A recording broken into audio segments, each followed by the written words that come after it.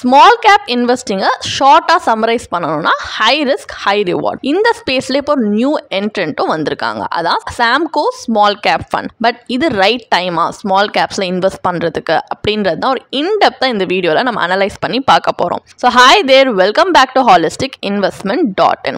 So இந்த ஃபண்டை analyse பண்ணுறதுக்கு முன்னாடி ஃபர்ஸ்ட் இதை பற்றின சில பேசிக் டீட்டெயில்ஸ் தெரிஞ்சுப்போம். ஸோ இது ஒரு ஸ்மால் கேப் ஃபண்ட் அப்படின்றதுனால ஸ்மால் கேப் ஃபண்ட்னா என்னன்றதை நம்ம தெரிஞ்சுப்போம். ஸோ இது ஒரு ஈக்விட்டி மியூச்சுவல் ஃபண்ட். இது ஸ்மால் சைஸ் கம்பெனிஸோட ஸ்டாக்ல இன்வெஸ்ட் பண்ற ஒரு ஃபண்ட். ஸோ ஸ்மால் கேப் கம்பெனிஸ்னா பேசிக்கலி மார்க்கெட் கேபிட்டலைசேஷன்ல எந்த கம்பெனிஸ் வந்து 251 500 வரைக்கும் ரேங்க்டா இருக்கோ அந்த கம்பெனிஸ் ஸ்மால் கேப் கம்பெனிஸ் அப்படின்னு சொல்லுவாங்க. இந்த கம்பெனிஸ்க்கு அப்ராக்சிமேட்டாவே மார்க்கெட் கேப் 9000 crores இருக்கும். இதுக்கு பெட்டர் ரிட்டர்ன் பொட்டன்ஷியல் இருக்கு and large cap funds and mid cap ஃபண்ட்ஸை கம்பேர் பண்ணா ரொம்ப volatile-ஆவும் இருக்கும். ஸோ இது ஒரு ஸ்மால் கேப் ஈக்விட்டி ஃபண்ட். அதுவும் இந்தியாவோட ஸ்மாலர் லிஸ்டட் கம்பெனிஸ்ல இருந்து ஆப்பர்ச்சுனிட்டிஸை ஃபைண்ட் பண்ணணும்ன்றதான் இதோட எய்ம். ஸோ ஐடியா என்னன்னா சிம்பிள். இப்போ கரண்ட்லி ஸ்மாலா இருக்க பிசினஸஸை கேப்சர் பண்ணி இதோட பொட்டன்ஷியலை நம்ம பேசிக்கலி இது பண்றோம். லைக் நாளைக்கான மிட் அண்ட் லார்ஜ் கேப்ஸா ஆகக்கூடிய பொட்டன்ஷியல் இருக்க ஸ்மால் கம்பெனிஸை தான் நம்ம கேப்சர் பண்ணி இன்வெஸ்ட் பண்றோம். ஸோ NFO அப்படின்றதுனால இதோட opening date 14 November 2025 and closing date 28 November 2025. And இதோட சில கீ ஃபீச்சர்ஸ் பார்த்தீங்கன்னா இது ஒரு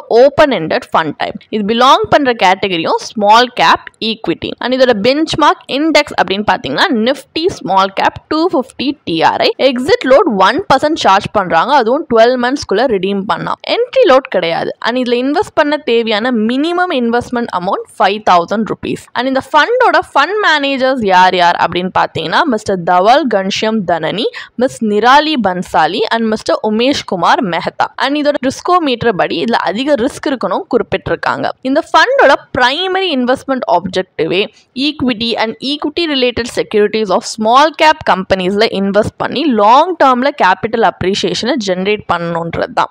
ஸோ இப்போ இந்த ஃபண்டை பத்தின ஒரு பேசிக் ஐடியா நமக்கு இப்போ இருக்கிறதுனால நெக்ஸ்ட் நம்ம அனாலிசிஸ் பார்ட் ஆஃப் த வீடியோக்கு போகலாம். இதில் இன்வெஸ்ட் பண்ணால் என்ன மாதிரியான அட்வான்டேஜஸ் அண்ட் டிஸ்அட்வான்டேஜஸ் இருக்குன்றது தெரிஞ்சுக்கிட்டா நமக்கும் இன்னொரு இன்ஃபார்ம் டிசிஷன் எடுக்க ஹெல்ப்ஃபுல்லாக இருக்கும். ஸோ ஃபர்ஸ்ட் அட்வான்டேஜ்லேருந்து ஸ்டார்ட் பண்ணலாம்.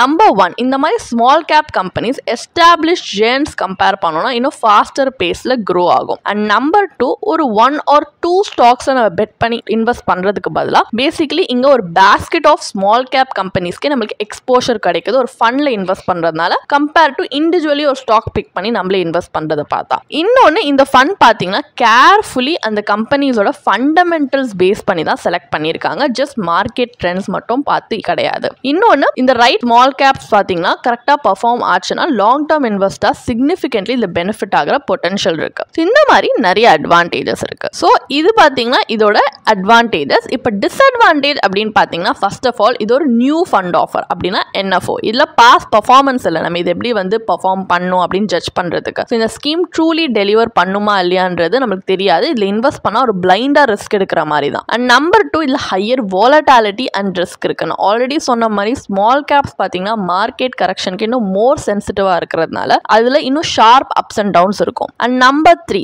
சாம்கோ அசெட் மேனேஜராக பார்த்தீங்கன்னா ரிலேட்டிவ்லி நியூ தான் compare to figure player. So இந்த ஃபண்டோட ட்ராக் ரெக்கார்ட் மட்டும் இல்லை, ஏஎம்சியோட ட்ராக் ரெக்கார்டுமே இன்னும் எவால்வ் ஆகிட்டு இருக்குன்னு தான் சொல்ல முடியும். அண்ட் நம்பர் 4, இந்த மார்க்கெட் சைக்கிள்லேயே ஒரு ராங் ஃபேஸில் என்ட்ரானா இயர்லி ரிட்டர்ன்ஸுமே இம்பாக்ட் ஆக சான்ஸ் இருக்கு. ஸோ NFOல மார்க்கெட் டைமிங் ரிஸ்க்குமே இருக்கு. இதெல்லாமே மைண்டில் வச்சு தான் நம்ம இதில் இன்வெஸ்ட் பண்ணணுமா இல்லையான்றதை பார்க்கணும். அப்போ ஃபைனல் டேக்அவே என்ன? சாம்கோ ஸ்மால் கேப் ஃபண்டில் இன்வெஸ்ட் பண்ணுறது வர்த்தா இல்லையா? இன் ஷார்ட் நம்ம சொல்லணும்னா இந்த ஃபண்ட் வந்து ஒரு எக்ஸைட்டிங்கான growth potential லாங் டேர்ம் இன்வெஸ்டர்ஸ்க்கு கொடுக்குறாங்க. அதுவும் ஹை ரிஸ்க் ஹேண்டில் பண்ண முடியும் அப்படின்னா. பட் ஸ்டில் இது ஒரு NFO, எந்தவித ஹிஸ்ட்ரி இல்லாமல் அது ஒரு ரிலேட்டிவ்லி ஒரு நியூ AMCலேருந்து வந்திருக்கிறதுனால நம்ம ஒரு காஷியஸாக இன்வெஸ்ட் பண்ணுறது இஸ் மச் நீடட். ஸோ நீங்கள் ட்ரூலி கன்சிடர் பண்ணுறீங்க அப்படின்னா உங்களுடைய ரிஸ்க் ப்ரொஃபைலை இது ஃபிட் ஆகுமா அப்படின்னு பார்த்து அண்ட் உங்களுடைய வெல் டைவர்சிஃபைட் போர்ட்ஃபோலியோவில் ஒரு ஸ்மால் போர்ஷனை வேணால் நீங்கள் அலோகேட் பண்ணலாம். பட் ஸ்டில் எங்களுடைய பர்சனல் ரெக்கமெண்டேஷன் என்னன்னா உங்களுக்கு ஒரு ஸ்மால் கேப் ஃபண்டில் தான் இன்வெஸ்ட் பண்ணணும் அப்படின்னு இருக்குன்னா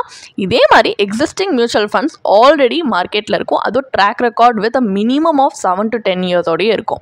அவ்வளோ லாங் டேர்ம் பீரியட் எதுக்கு நான் சொல்கிறேன்னா உங்களுக்கு ஹைஸ் அண்ட் லோஸ் ஒரு மார்க்கெட் சைக்கிள் கம்ப்ளீட் ஆகிறதுக்கு ஒரு 7 years ஆகுதுன்னா அப்போ 7 to 10 yearsல இது ஹைஸ் அண்ட் லோஸில் எப்படி பர்ஃபார்ம் பண்ணுச்சுன்னு உங்களால் வந்து அனலைஸ் பண்ணி ஒரு கால்குலேட்டட் ரிஸ்க் எடுக்க முடியும் இதில் இன்வெஸ்ட் பண்ணுறீங்கன்னா. பட் நீங்கள் இந்த மாதிரி NFOல இன்வெஸ்ட் பண்ணுற மாதிரி ஒரு proper portfolio track record research எதுவுமே எதுவுமே இல்லாமல் இன்வெஸ்ட் பண்ணுறது வெரி ரிஸ்கி, ஒரு பிளைண்ட் ரிஸ்க் தான். அண்ட் கோர் போர்ட்ஃபோலியோவில் நீங்கள் இந்த ஃபண்டை வந்து ஆட் பண்ணிங்கன்னா இது அண்டர் பர்ஃபார்ம் பண்ணுச்சுன்னா ஓவரால் ரிட்டர்ன்ஸ் உங்கள் போர்ட்ஃபோலியோலையுமே இம்பேக்ட் ஆக நிறைய சான்சஸ் இருக்குது. ஸோ உங்களுக்கு ஸ்டில் இந்த ஃபண்டில் இன்வெஸ்ட் பண்ணணும் அப்படின்னா உங்கள்கிட்ட சர்ப்ளஸ் மணியும் இருக்குன்னா ஒரு மினிமம் இன்வெஸ்ட்மெண்ட் அமௌண்ட் வச்சு ஒரு ட்ரையல் பேசிஸில் உங்கள் சேட்டலைட் போர்ட்ஃபோலியோக்கு வேணால் இது இன்வெஸ்ட் பண்ணி பார்க்கலாம், சப்ளிமெண்ட்ரி ஹோல்டிங் மாதிரி. தென் ஒரு லாங் டேர்ம் பீரியட் இது நல்லா பர்ஃபார்ம் பண்ணுதுன்னா அப்போ அக்கார்டிங்லி நீங்கள் அமௌண்ட்டை இன்க்ரீஸ் பண்ணியும் இன்வெஸ்ட் பண்ணலாம். பட் ஸ்டில் உங்களுக்கு ஒரு ப்ரொஃபஷனல் கைடன்ஸ் வேணும்னா நீங்கள் ஃபினான்ஷியல் பிளானர்ட்டையுமே கன்சல்ட் பண்ணலாம். அவங்க இந்த ஃபண்டோட சூட்டபிலிட்டி செக் பண்ணுவாங்க நிறைய ஃபேக்டர்ஸ் பேஸ் பண்ணி, like investment objective, risk profile, இந்த ஃபண்டோட ஓவர்லேப் ரேஷியோனா உங்கள் போர்ட்ஃபோலியோட அலோகேஷன், இந்த மாதிரி நிறைய ஃபேக்டர்ஸ் வச்சு தான் இல்லை இன்வெஸ்ட் பண்ணால் வர்த்தா இல்லையா அப்படின்னு உங்களுக்கு ஸ்ட்ராட்டஜிக்கலி கைட் பண்ணி உங்கள் கோல்ஸையும் உங்களுடைய ரிஸ்க் டாலரன்ஸ்க்கு ஏற்ற மாதிரி அவங்க கைட் பண்ணுவாங்க. அண்ட் உங்களுக்கு இதே மாதிரி ப்ரொஃபஷனல் கைடன்ஸ் தேவைப்படுது, இல்லை ஒரு ஃபினான்ஷியல் இல்லை இன்வெஸ்ட்மெண்ட் டிசிஷன் எடுக்கிறதுக்கு ஒரு ப்ரொஃபஷனல் ஃபினான்ஷியல் பிளானர் ஹெல்ப் பண்ணாங்கன்னா நல்லாயிருக்கும்னு யோசிச்சிங்கன்னா எங்களோட ப்ரொஃபஷனல் ஃபினான்ஷியல் பிளானரோட ஒரு 1-on-1 காம்ப்ளிமெண்ட்ரி கன்சல்டேஷனை நீங்கள் புக் பண்ணியிருக்கலாம். அதுக்கான லிங்க் நாங்கள் டிஸ்கிரிப்ஷனில் கொடுத்துருக்கோம். ப்ளஸ் நாங்கள் ரெகுலராக ஃப்ரீயாகவே லைவ் வெபினார்ஸ் கண்டக்ட் பண்ணுறோம். இந்த வெபினார்ஸில் நீங்கள் வந்து இன்வெஸ்ட்மெண்ட் இல்லை ஃபினான்ஷியல் இன்சைட்ஸை இந்த ஃபினான்ஸ் இண்டஸ்ட்ரியோட லீடிங் எக்ஸ்பர்ட்ஸ் மூலியமாகவே டேரெக்டாக கற்றுக்கலாம். ஸோ அதுக்கான ரெஜிஸ்ட்ரேஷன் லிங்க்கும் நாங்கள் டிஸ்கிரிப்ஷனில் கொடுத்துருக்கோம். உங்களுக்கு இந்த வீடியோ பிடிச்சிருந்துச்சுன்னா கண்டிப்பாக லைக் பண்ணுங்கள், சப்ஸ்கிரைப் பண்ணுங்கள். ஸோ நாங்கள் இன்னும் நிறைய ஃபினான்ஷியலி பெனிஃபிஷியல் கண்டென்ட்டோட உங்களை திரும்பி நெக்ஸ்ட் வீடியோவில் சந்திக்கிறோம்.